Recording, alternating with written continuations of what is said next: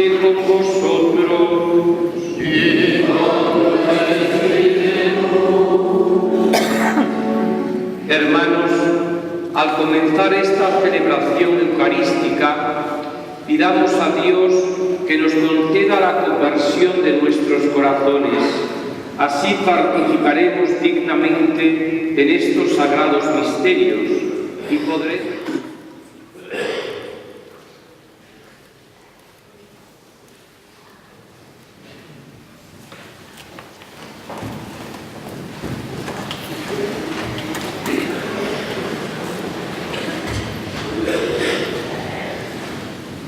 Queridos hermanos, solo unas breves palabras, y en estas breves palabras, con una pregunta en este año de la fe, con la presencia de la Virgen de la Montaña, que como siempre viene en la concatedral a su pueblo, a su gente, y que, como decía el señor nuncio de su santidad, es algo que no se ve en ningún sitio del mundo.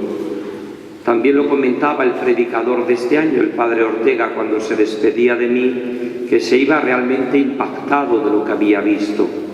¿Qué es los frutos que da la bajada de la Virgen de la Montaña cada año? Pues en este año de la fe yo resaltaría 3 gracias que da siempre la Virgen, y termino.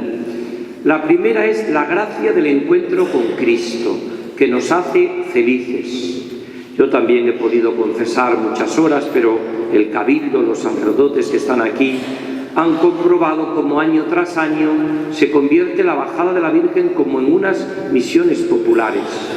Miles de personas se acercan al encuentro con Jesucristo. Quizás muchos hacen también el cumplimiento pascual de confesar y comulgar todavía en lo que se llamaba antes la Pascua Florida.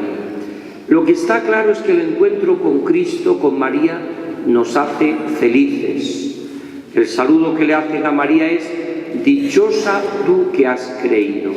Solo los que creen son felices. Esto es algo que tenemos continuamente que descubrir en nuestra vida. No nos metemos con los que no tienen fe, con los que buscan y no encuentran. Es realmente para nosotros, como hermanos suyos, un pedir por ellos. Pero lo que está claro es que fuera de la fe no existe felicidad. Se lo dice precisamente Isabel a María: feliz la que has creído.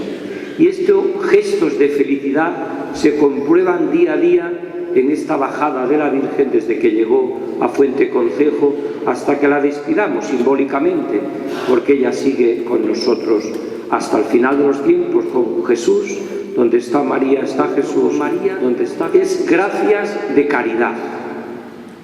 Cuando uno piensa los miles de alimentos que se han dado este año con esa campaña espléndida, que la corona de la Virgen son sus hijos más pobres y necesitados, y una madre lo que beneficia siempre es a sus hijos más pobres, pues cuando uno piensa, por ejemplo, en los cientos o miles de alimentos que se han dado, en los donativos también que alguna persona han dado para paliar otras necesidades que existen en este mundo que está tan en crisis, y que gracias a Dios la Iglesia hace que no esté en crisis la solidaridad y el servicio. Casi desaparece la familia, podríamos decir.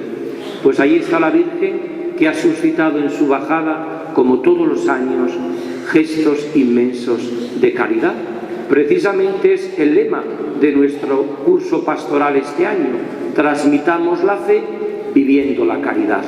Por eso, si Dios quiere, dentro de muy poco vamos a tener el 5º Congreso Teológico Pastoral en el complejo de San Francisco, con la presencia del presidente de la Conferencia Episcopal, Monseñor Rolfo, el vicepresidente. ¿Qué ha provocado la Virgen en este año de la fe bajando, como siempre, a nuestra ciudad?